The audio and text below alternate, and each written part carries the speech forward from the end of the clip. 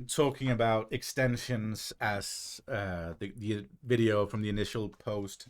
Thus, he's talking about adding thirds, and overall, the term of a third can be either a major or minor third, and in the case of the C major chord, as we defined before, that's a major third. It's 4 half steps: 1, 2, 3, 4, and we then stack the thirds on top of each other, and that's just the white keys with a space in between them: C, E, G for the C major, and then add another third on top of that for the B, or the major seventh, and so on. And as you go up through the different chords, you will notice that some of the intervals change between them, like the relationships. For instance, on C major, you will have the major seventh, and the major seventh is 11 half steps. C, 1, 2, 3, 4, 5, 6, 7, 8, 9, 10, 11, and it's right before the octave or the root again. And similarly, the minor seventh is just a step again below. So the major seven, and then you can stack the thirds on top of that, and it becomes 9, 11, 13 root. But that's not important for now.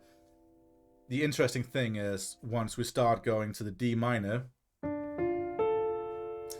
you will see that the seventh in a D minor is not the same as a major seventh interval, because we noticed before that the major seventh was 11 half steps, or right below the octave.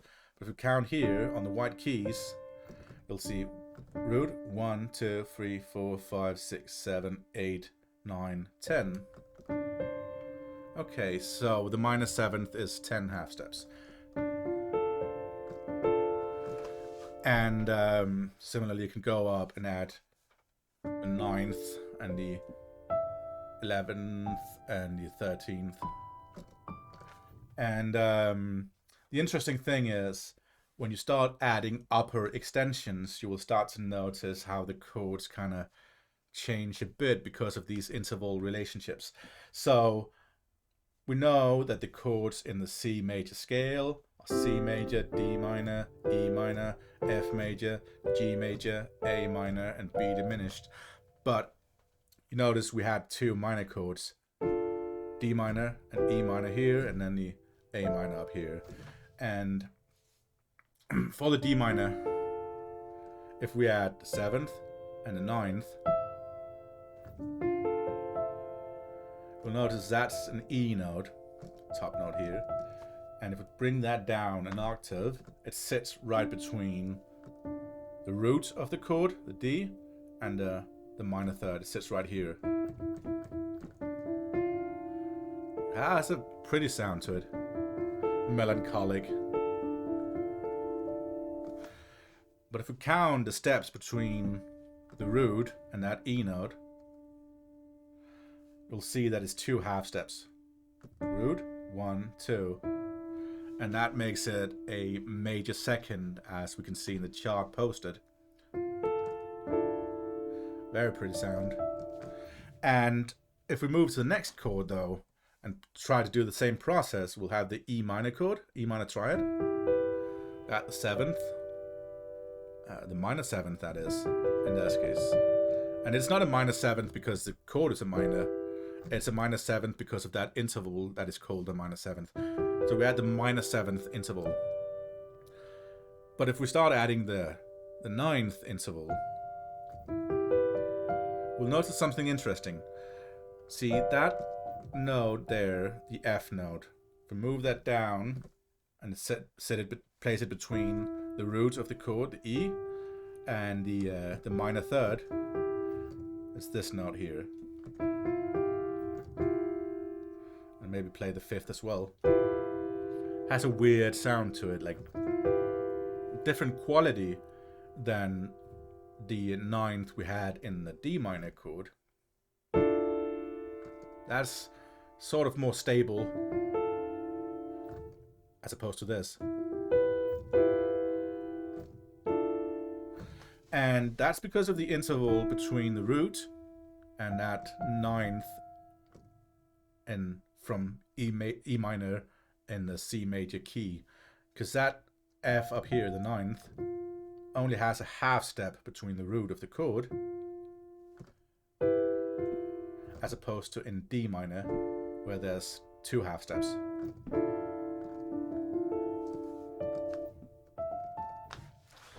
And those interval relationships change as we go. And for instance, just keeping to the standard 7 chords, again, you have the C major 7, and then you have the D minor 7, and it has a minor third, and it has a minor 7th. Remember, 10 half steps, 1, 2, 3, 4, 5, 6, 7, 8, 9, 10. Whereas the C major had 11 steps to the major 7th. 1, 2, 3, 4, 5, 6, 7, 8, 9, 10, 11. And so on as we go up. The E minor 7th will also have 10 steps to the minor 7th. And the F major will have 11 steps because it's got a major 7th. Just gonna bring it down here again. The G is suddenly interesting because if we count up, see, that's G, count 4 steps, 1, 2, 3, 4, and then 3 steps again to get to the 5th, G major triad. But the interesting thing is, if we add the 7th to that in the key of C major, it's a note right before the octave in the scale. Interesting sound. It's different to the major 7th sound.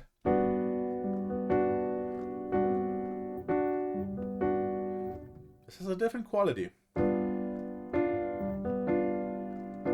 But it also has a different quality to the minor 7th.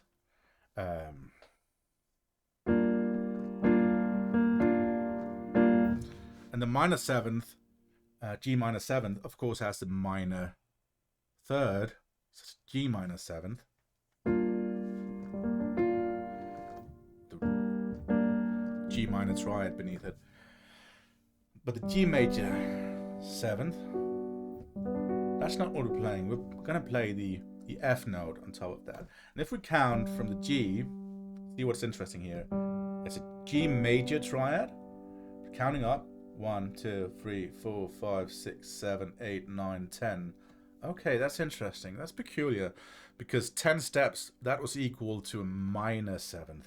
So it's G major triad with a minor 7th.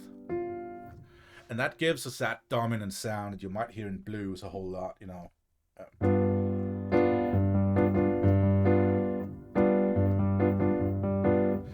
And that's used a lot to bring it back to the one chord. You might have heard about tonic, subdominant, and dominant chords, usually called 1, 4, 5, and so on. And if we have C major, that'd be the one chord, and you'd have the F major as a 4 chord, into G,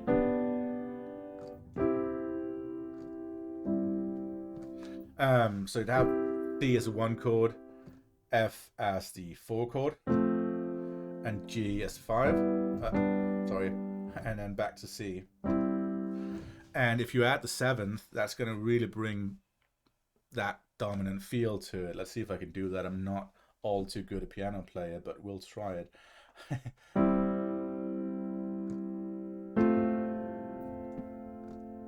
And then the dominant 7.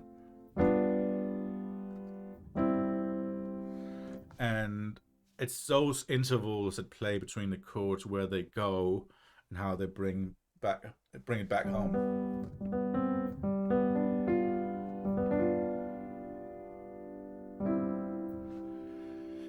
And that's unique for the C major scale anyway, to have those kind of chords going up there and those cycle of thirds as he's talking about.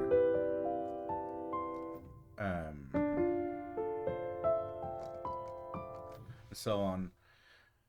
And the intervals will not be the same for the C major chord. We're still in C major, all these chords.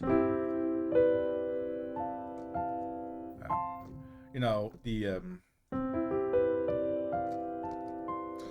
that will not be the same interval relationships, even though that's the C major chord with the white keys. If we go to a G major, that will have a different path of cycles of thirds.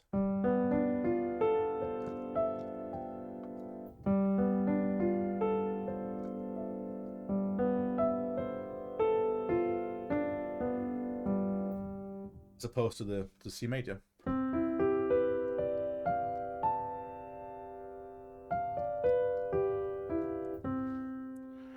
And those relationships kind of intertwine and play with each other in different ways.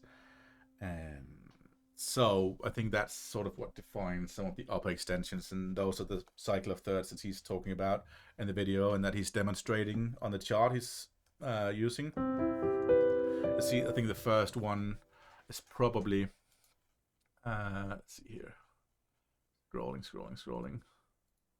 So, probably, if I remember correctly, I haven't watched all of it. See, like that's C, E, G, B, D, F, A, and he's just moving that pattern up through the scale of C major. So we're in a D now, D, F, A, C, E, G, B, D, and again with the E, E, G, B, D, F, A, C, E, and so on. And these are essentially the same no matter if you play in a different key. Could be I'm not familiar too good with it. This is going to be difficult for me, but again, G sharp minor, bring it up a third.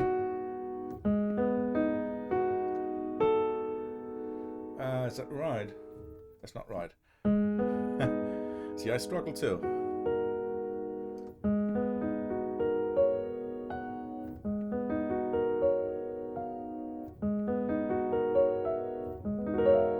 Anyway, it will all kind of, you know, be the same theory behind it, the same pattern of intervals. For instance, if we're in C major, those interval relationships, C to the major third, to the fifth, to the major seventh, to the major second, essentially, or the major ninth, and to the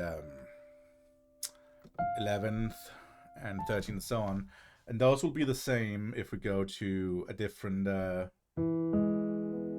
chord. Let's see if I can do this here without messing it up too much. There's E major 7th,